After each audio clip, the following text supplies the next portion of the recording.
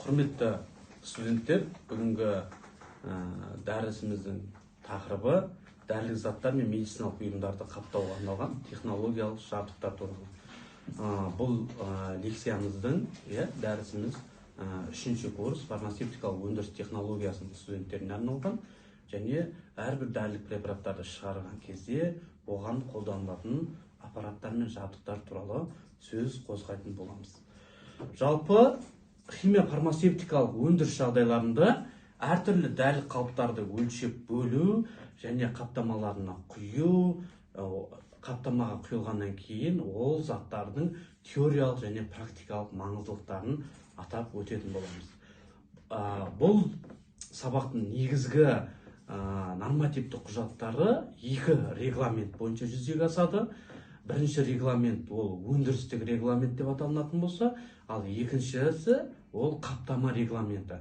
Жалпы қаптама регламентінің ішіне біз 2 қаптаманы көп айтатын боламыз. Ол біріншілік қаптама және екіншілік қаптама. Біріншілік қаптама дегеніміз ол дәрілік препаратпен тікелей жанасатын қаптамаларды атаймыз. Оларға қолданылатын негізгі көп материалдар ол алюминий фольгасы немесе поливинил пропилиден крафт қағаздары көбінен қолданылады. Неге? Себебі біріншілік қаптама кезінде ешқандай дәрілік препараттарымыздың контаминациясы бұзылмау керек. Ол бұзылған жағдайда олардың жаңағы анаэробты, аэробты бактериялардың өсуіне байланысты ол тұрақтылыққа жарамсыз болып келеді. Ал екіншісі ол өндірістік регламент. Өндірістік регламент өндіріс жағдайында қалай дәрілік препараттарды шығарамыз және оларды қалай анықтаймыз.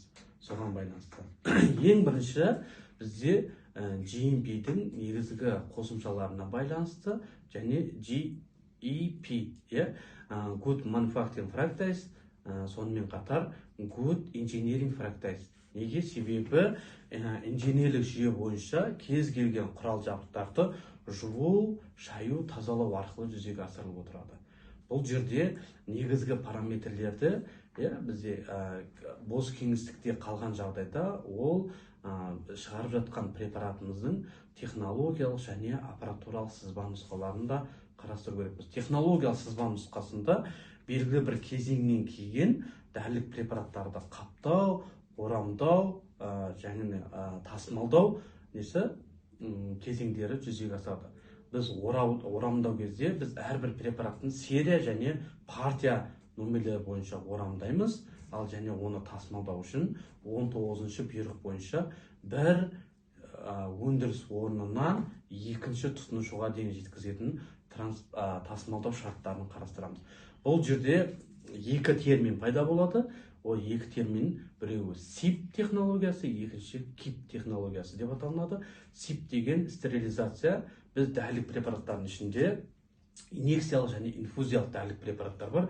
Оларды орында жуып тазалау және контаминациясын болдырмауын қарастыратын болсақ, ал екінші KIP технологиясы ол өндіріс орнында белгілі бір кезең саты бойынша жүзеге асырылып отырады. Бұл жерде негізгі дәрілік препараттардың қағидаттары дәрілік заттарды әрбір норма бойынша өлшеп бөліп құю. Ол не үшін айтып жатыр? Себебі ол әрбір дәрілік препараттың құрылымы және сыртқы көрінісі, жіктелуі, бөлшектік, топтық.